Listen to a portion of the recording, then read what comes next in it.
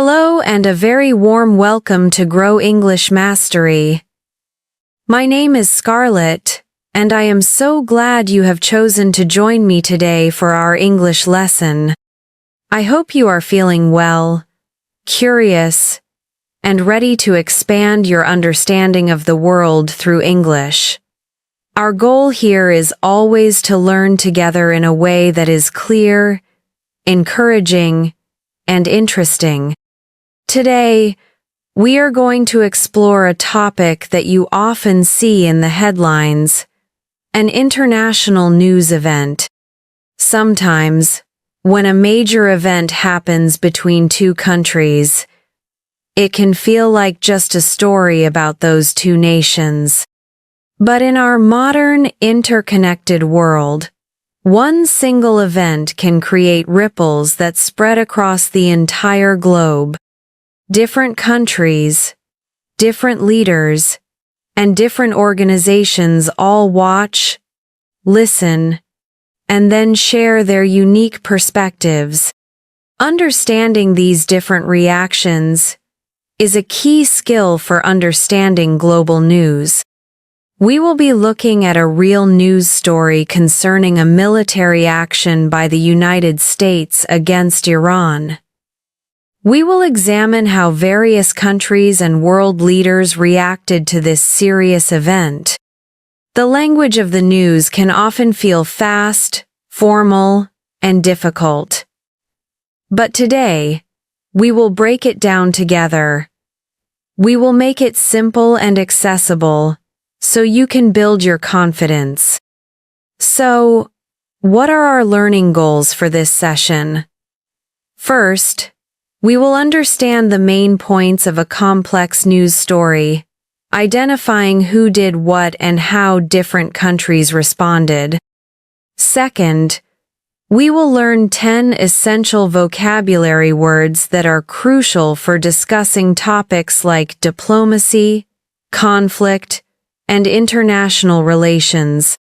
Third, we will focus on two very important grammar points that are used constantly in news reports: the passive voice and reported speech.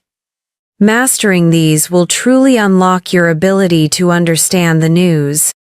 And finally, we will talk about how you can practice these new skills to become a more confident English user.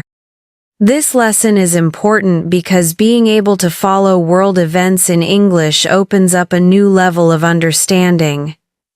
It helps you see the world from multiple viewpoints and allows you to form your own informed opinions.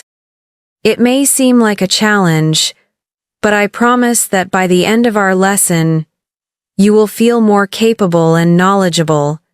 So, please get comfortable, and let's begin. Let's start with the central event that caused all these international reactions. The story begins with a military action. According to news reports, the United States conducted a swift series of airstrikes. An airstrike is an attack made by aircraft. These strikes happened during the night on June 21st, local time. The operation targeted 3 strategic nuclear facilities in Iran. A nuclear facility is a place where scientific and industrial work with nuclear materials takes place. The stated goal of this mission was to destroy Iran's ability to develop nuclear weapons. An action like this is, of course, extremely significant. When one country uses military force against another, the rest of the world does not stay silent. International organizations and leaders from countries big and small release statements, hold meetings, and make their positions clear. Let's explore these different reactions, one by one. First, let's look at the United Nations, or the UN. The UN is a global organization created to maintain international peace and security. The leader of the UN, Secretary-General Antonio Guterres, expressed his deep concern about the situation. He officially stated that he was very worried about the U.S. using military force against Iran. He described the event as a dangerous escalation. Escalation is when a difficult or dangerous situation becomes even more serious. He said this was happening in a region that was already on the brink, meaning it was already very close to a major conflict. In his view, the attack was a direct threat to international peace. The Secretary General also gave a warning.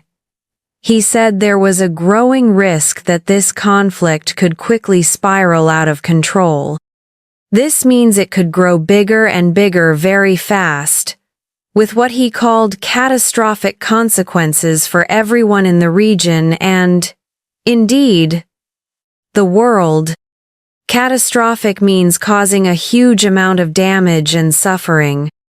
His final message was a powerful call for peace.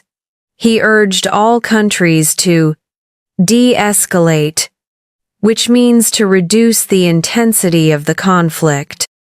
He said the only way forward was not through military action, but through diplomacy, which is the management of relationships between countries through discussion and negotiation.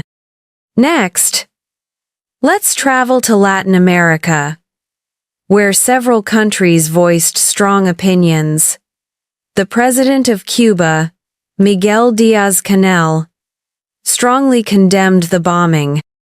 To condemn something means to say publicly that you believe it is very bad and wrong. He called it a dangerous escalation and said it was a serious violation of the UN Charter and international law. A violation is an action that breaks a rule or law. He warned that this action could push the world into a crisis with irreversible consequences, meaning consequences so bad they could never be fixed. Venezuela's foreign minister, Iván Gil, also released a statement.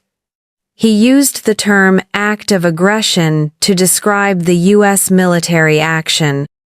Aggression is spoken or physical behavior that is threatening or involves attacking someone.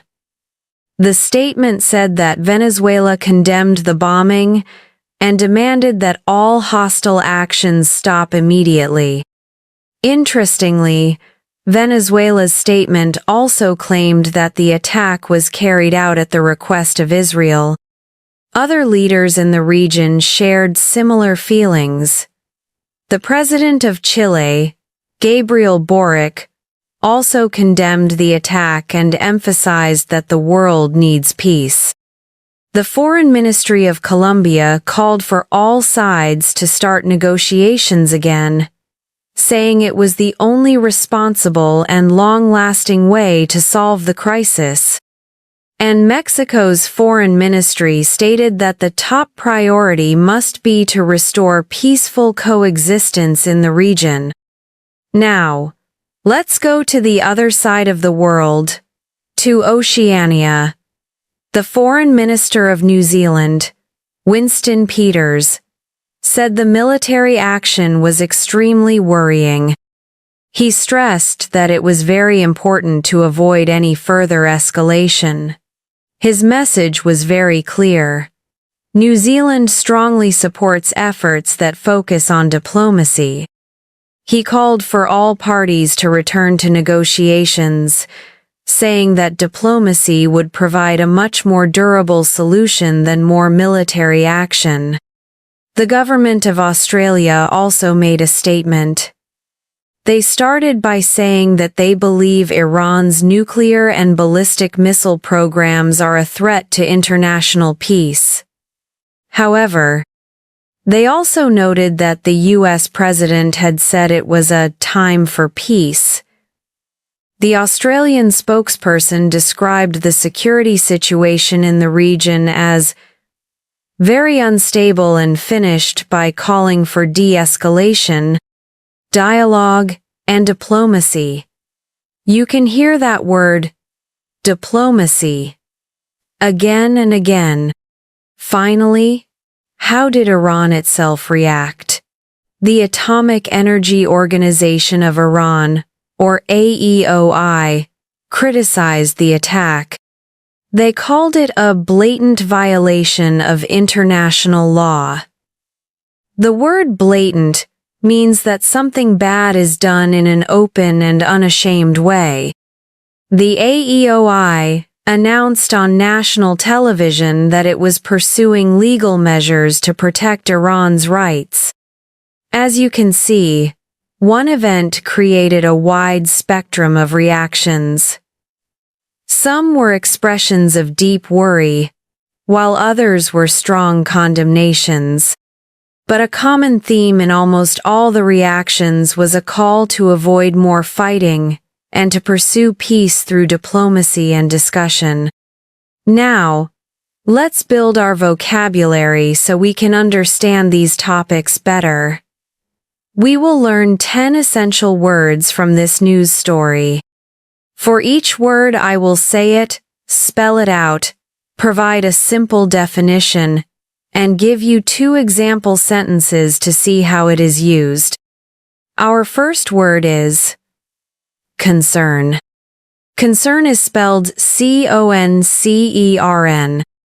Concern is a feeling of worry about something. For example, the UN Secretary General expressed his deep concern. There is growing concern about the effects of climate change. Our second word, escalation.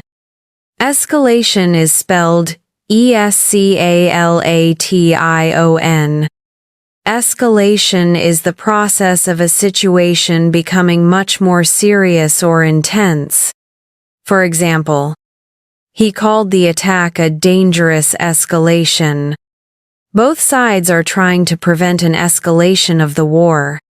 Our third word, condemn. Condemn is spelled C-O-N-D-E-M-N. To condemn something is to state very strongly and publicly that you think it is wrong. For example, the president of Cuba condemned the bombing. We must condemn all acts of violence. Our fourth word, violation. Violation is spelled V-I-O-L-A-T-I-O-N. A violation is an action that breaks a law, rule, or agreement. For example, they called the attack a violation of international law. He was given a ticket for a traffic violation. Our fifth word, diplomacy. Diplomacy is spelled D-I-P-L-O-M-A-C-Y. Diplomacy is the work of managing relationships between countries, often through negotiation. For example, the UN called for a solution through diplomacy, not war. She is very skilled in diplomacy and negotiation. Our sixth word, de-escalation. De-escalation is spelled D-E-escalation. De-escalation is the process of reducing the intensity or seriousness of a conflict. For example, Australia and New Zealand both called for de-escalation. The first step towards peace is de-escalation. Our seventh word, consequences. Consequences is spelled C-O-N-S-E-Q-U-E-N-C-E-S. Consequences are the results or effects of an action. For example, he warned of the catastrophic consequences of the conflict. If you don't study, you will have to face the consequences. Our eighth word, hostilities. Hostilities is spelled H-O-S-T-I-L-I-T-I-E-S. Hostilities are acts of fighting in a war. For example, Venezuela demanded an immediate end to all hostilities. The two armies agreed to a cessation of hostilities. Our ninth word, statement. Statement is spelled statement. A statement is something that you say or write officially. For example, Venezuela's foreign minister released a statement.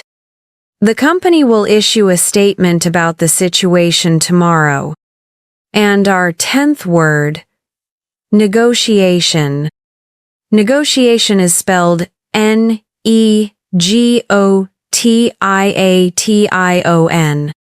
Negotiation is a formal discussion between people who are trying to reach an agreement. For example, Colombia called for all parties to resume negotiations. After a long negotiation, they finally signed the contract. Excellent. These words are powerful tools for understanding world news. Now that we have these words, let's look at the grammar that holds them together. The next section is all about our key grammar points. Our first grammar point is the passive voice. If you want to understand news reports in English, you absolutely must understand the passive voice. It is used all the time. So, what is it? In a normal, active sentence, the subject performs the action. For example, the United States attacked 3 facilities. The subject, the United States, is doing the action. In the passive voice, we change the focus of the sentence. The object of the active sentence becomes the new subject. The new subject receives the action. So, the active sentence, the United States attacked 3 facilities, becomes the passive sentence. 3 facilities were attacked by the United States. The focus is now on the facilities, the thing that received the action. The structure is the verb to be in the correct tense plus the past participle of the main verb. The past participle is the third form of a verb, like speak, spoke, spoken. Let's look again.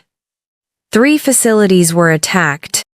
Were is the past tense of to be. Attacked is the past participle of attack. Why is it used so often in the news? News reporting often aims to be formal and objective.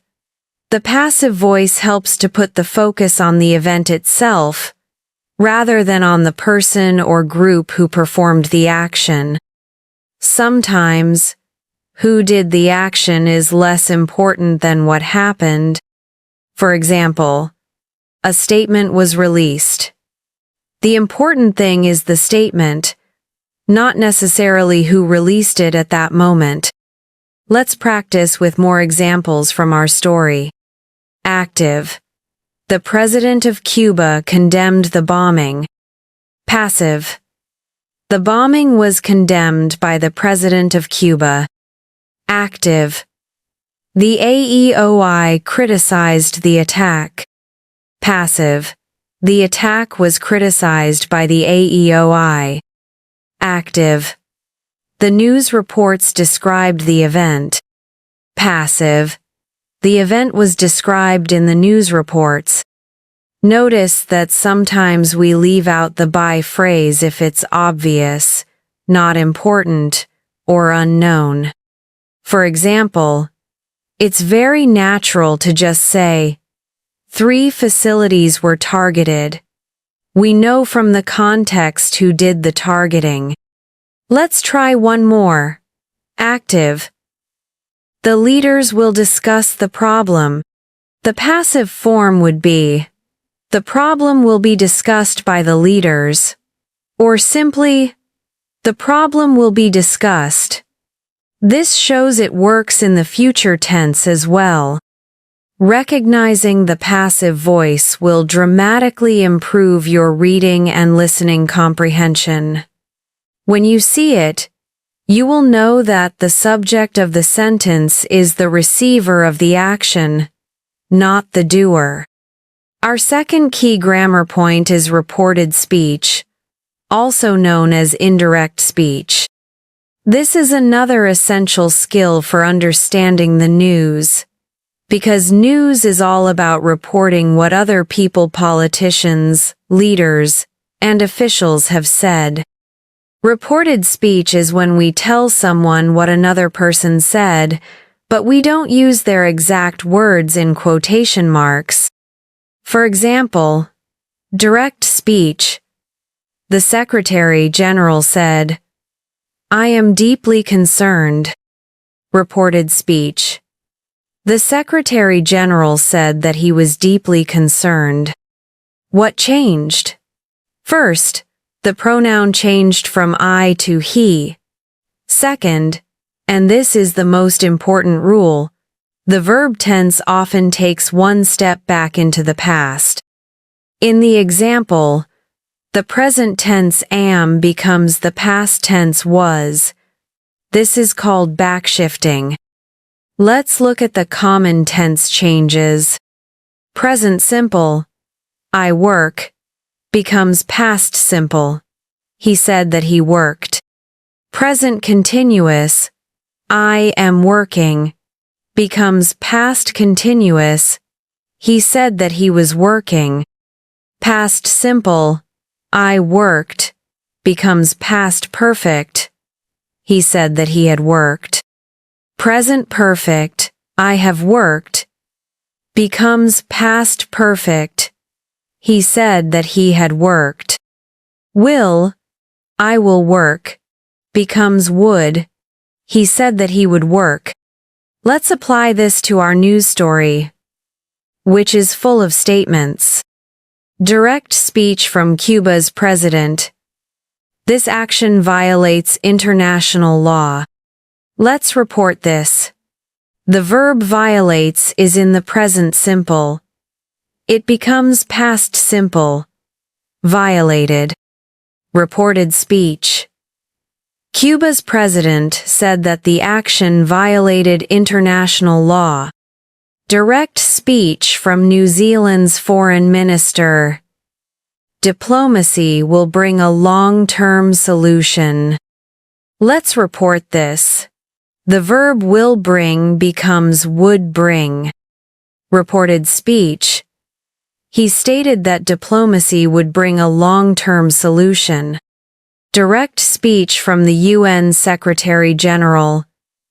There is no military solution. Let's report this. The verb is becomes was. Reported speech. The Secretary General stated that there was no military solution. We don't always have to use the verb say. To make our language more interesting and precise, we can use other reporting verbs like state, tell, warn, claim, announce, urge, or call for. For example, instead of the UN said, we could say, the UN warned that the conflict could spiral out of control. The verb warn is more powerful and specific than say. Instead of, the countries said people should use diplomacy, we could say, the countries called for diplomacy. When you read the news, look for these two structures. The passive voice and reported speech. They are the keys to unlocking the meaning of almost any news article. Now, how can you practice these skills?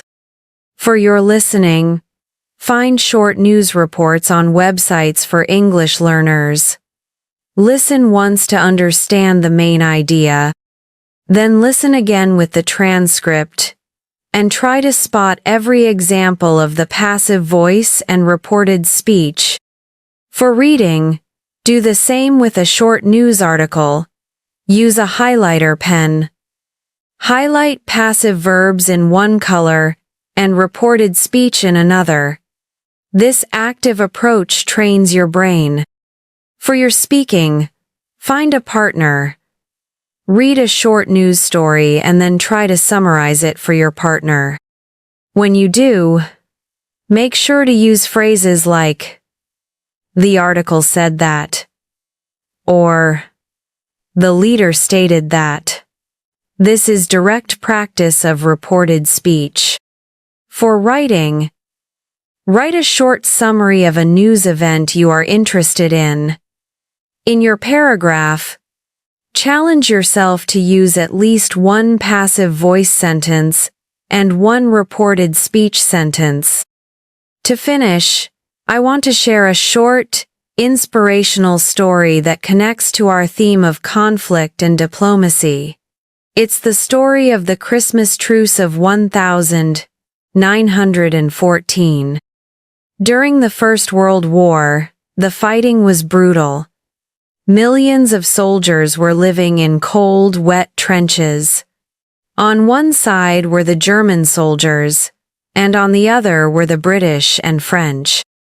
The land between them was called No Man's Land, and it was a place of constant danger. But as Christmas approached, something extraordinary was reported to have happened. In some places along the front line, German soldiers decorated their trenches with Christmas trees and candles. They began to sing Christmas carols. The British soldiers in their own trenches heard the beautiful, familiar songs. They started to sing back. Slowly, soldiers from both sides put down their weapons. They climbed out of their trenches and walked into no man's land. They met in the middle, shook hands, and shared small gifts like chocolate and cigarettes. They even played football together. For one day, they stopped being enemies and simply saw each other as fellow human beings. A statement was made, not with words, but with a simple act of peace. This event was not an order from the generals. It was a moment of spontaneous diplomacy, created by ordinary men who were tired of the conflict. It shows that even in the darkest of times, the desire for peace and human connection can be incredibly powerful. It reminds us that dialogue and understanding can achieve what weapons cannot. We have covered a great deal today, and you have done wonderfully. Let's quickly review the key takeaways. First, we learned how a single international event can generate many different reactions from around the world, from condemnation to calls for diplomacy. Second, we learned 10 important vocabulary words like escalation, diplomacy, and consequences. Third, we analyzed 2 vital grammar points for understanding the news: the passive voice, which focuses on the event, and reported speech, which tells us what people said. I hope this lesson has made you feel more confident about approaching the news in English. Remember that learning is a journey with many steps. Be proud of the step you have taken today. Stay curious, be patient with yourself, and never be afraid to tackle a difficult topic. Thank you so much for joining me today at Grow English Mastery. If you found this lesson helpful, please let us know in the comments. What other topics would you like to explore? And please don't forget to like this video, share it with a friend, and subscribe to our channel for more lessons. We look forward to seeing you again soon. Goodbye for now.